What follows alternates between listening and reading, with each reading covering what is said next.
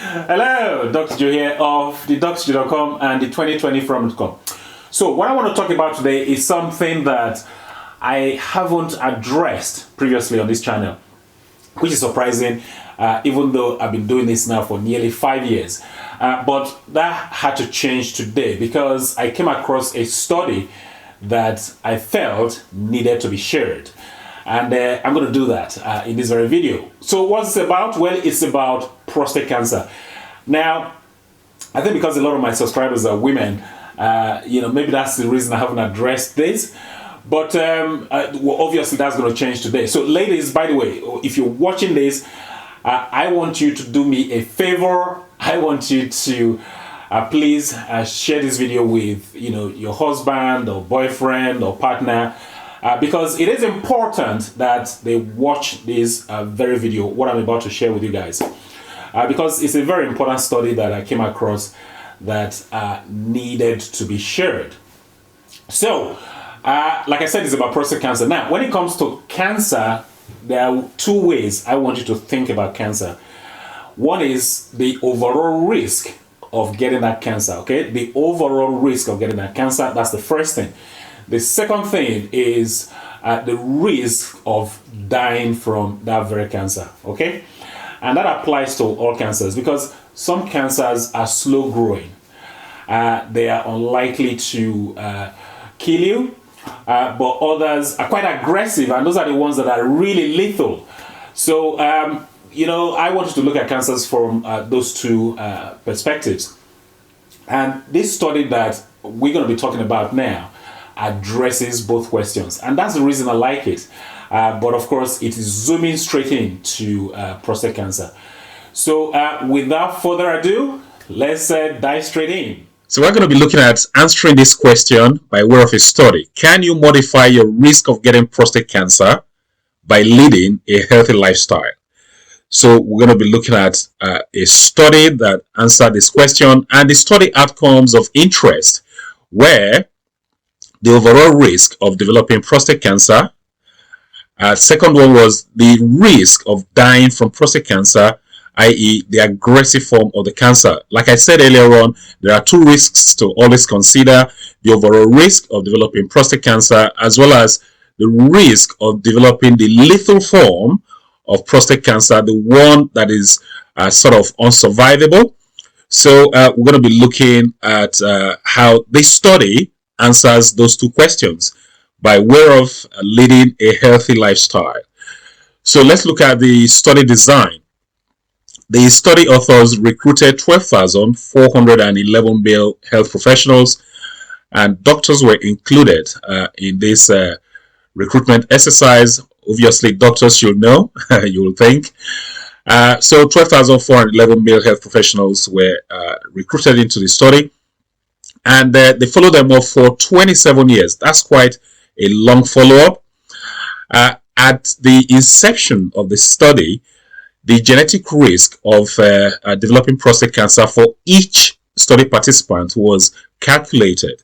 Okay, they had a formula for calculating the risk. So they categorized them into either high risk or low risk.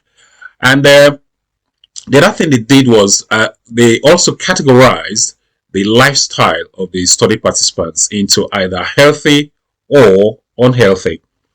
And how did they do that? Well, they used a scoring system based on the following parameters: the body weight, smoking habit, whether the study participants participated in vigorous exercise or not, what they ate. And by what they ate, they were looking at the high intake of tomato-based products, high intake of fatty fish, and low intake of processed meat.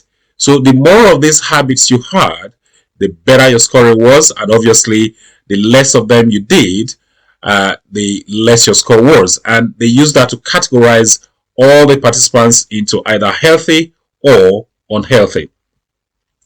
And one of the nice things they did was they mailed a questionnaire to the study participants every 6 months. And that's good because the more frequently the study participants updated their lifestyle, the more reliable the responses were. Because if you leave it for too long, then obviously people have short memories. They might not remember what they did a year ago or 2 years ago. So let's move on to the results. There were a total of 3,005 prostate cancer cases over the 27 years of the follow-up, out of which 435 of the prostate cancer cases were the aggressive forms of the prostate cancer. So that's quite a number. The other thing they found, and this is what's interesting here, you might feel a little bit disappointed with this, was that healthy lifestyle did not reduce the overall risk of developing prostate cancer. Interesting, isn't it? But do not be disappointed, because a healthy lifestyle was found to reduce your risk of dying from prostate cancer by 45% compared to those with unhealthy lifestyle.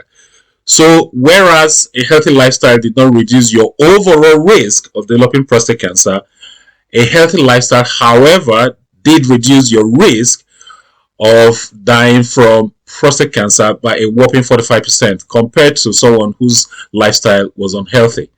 So this is particularly interesting. Remember, I said there are two risks. The first risk is the overall risk, and the second risk is your risk of developing a cancer that is likely to kill you.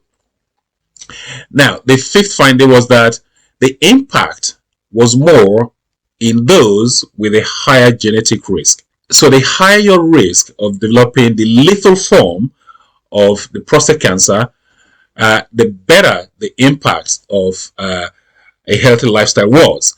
So a healthy lifestyle does actually reduce your risk of dying from prostate cancer. That's the main takeaway here. So what are the three protective habits that protected you from dying from prostate cancer? Well, they were a healthy weight, okay, having a healthy weight. The second one was being physically active. And the third protective habit was not smoking. Okay, so these are the three protective habits that sort of insulated you from dying from prostate cancer. And here is the study. It was published in the European Journal of Urology with the title, "A Healthy Lifestyle in Men at Increased Genetic Risk for Prostate Cancer." You know, the internet is full of noise. There's a lot of noise on the internet, but you can cut through that noise by sticking to things that stand the test of time. These are the things I call principles. Principles were true yesterday, they'll be true today, and they'll be true tomorrow. And that's one reason why I like this piece of research, because it is sticking to time-honored principles. It's telling us to do just three things. Don't forget, this was a 27-year follow-up study, so it was a fairly long study, and it's asking us to do three things. One is that we should maintain a healthy weight, we should participate in vigorous exercise, and we should quit smoking. If we do those three things, the research is telling us that we will reduce our risk of dying from prostate cancer. It's as simple as that. I understand that those things are a little bit more nuanced than they actually sound, and for that reason I'm going to do a separate video where I'll be going into the impact of diet on prostate cancer. That is to come up in a couple of weeks. But for now, I'm hoping that you got some value from watching this very video. If you did, please give the video a thumbs up, please like the video, and also please share this video with your friends, with your family, with your colleagues. In particular, share it with any man that you know, because they deserve to watch this very video. If you got any questions, any comments regarding the content of this video presentation, please go ahead, leave your questions or comments down below. I think that's about it. Until next time, well, this is Dr. Joe signing out.